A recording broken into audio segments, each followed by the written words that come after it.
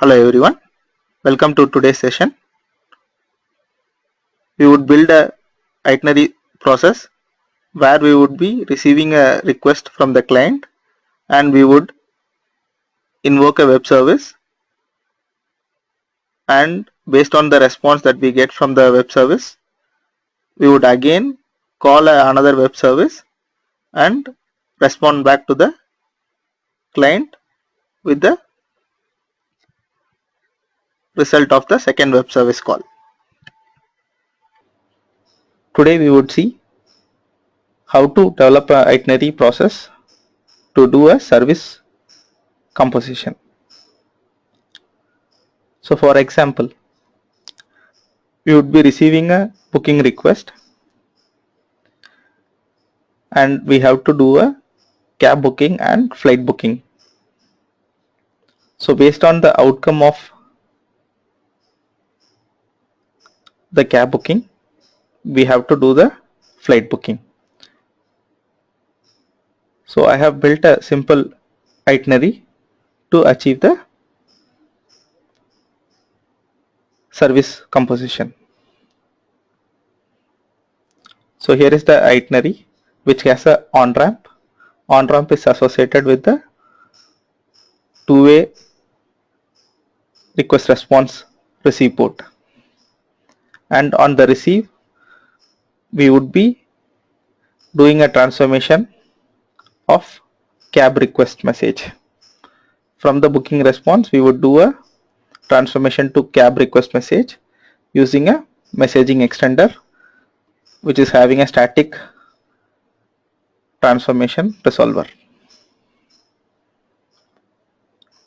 Then we would have a off-ramp extender which would have the endpoint configurations specified to invoke the cab booking service using a static resolver. Then we have a off-ramp which is mapped to a dynamic two-way send port. So it has a send pipeline, itinerary send pass-through pipeline, and receive as itinerary forwarder send receive. As we have to call one more service with the response of the cab booking service, we should be using itinerary forwarder send receive pipeline.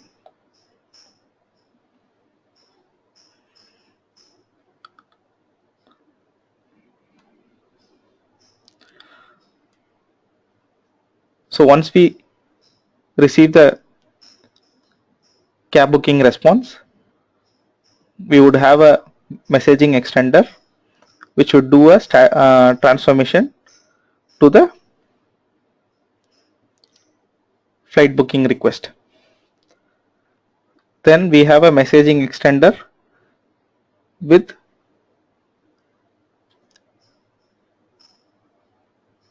routing service where we would be setting the endpoint configurations for flight booking service.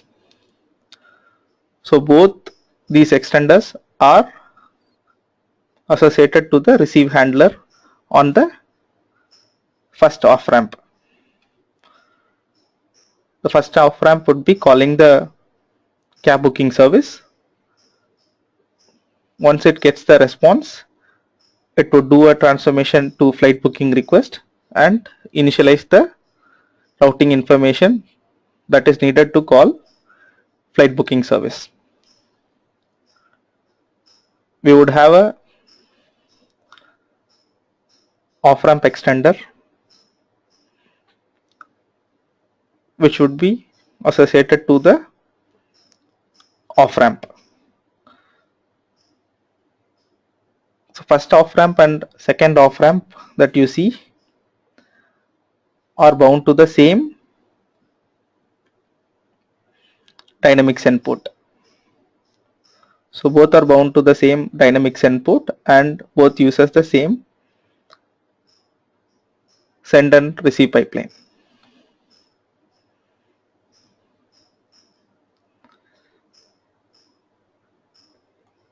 Let us deploy the itinerary. So I have named the itinerary as ESB dot call service chaining BK.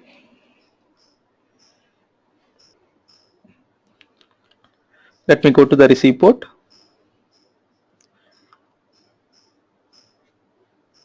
So here I would specify the itinerary in a static manner.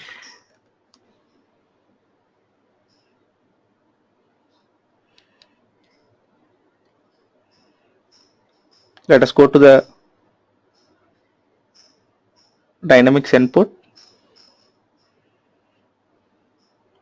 that is used in the itinerary.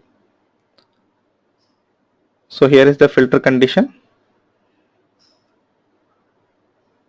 So service name is ESB dot service chaining dot xform, and service state is pending, and service type is messaging, and is request response is set to true. So we are using this send port, and it has send pipeline as itinerary, send pass through.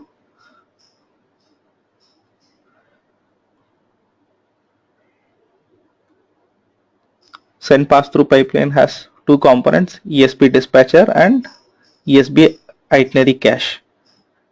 Itinerary cache, it will cache the itinerary details while sending the request to the service, and on the response it will reapply the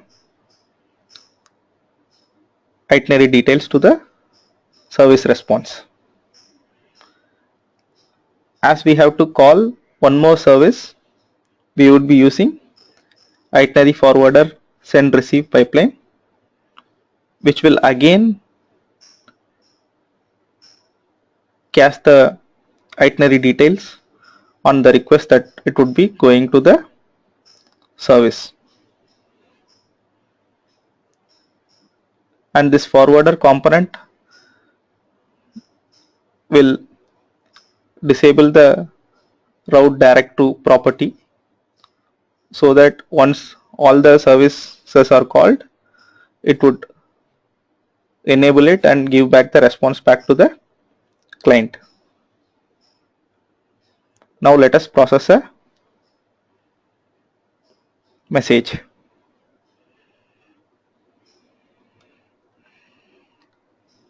I would change the contact number.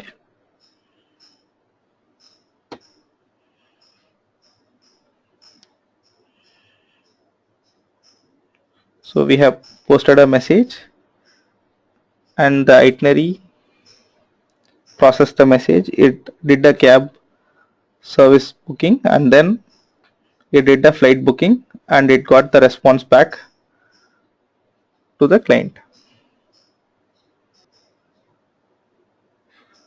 Thanks for watching the video.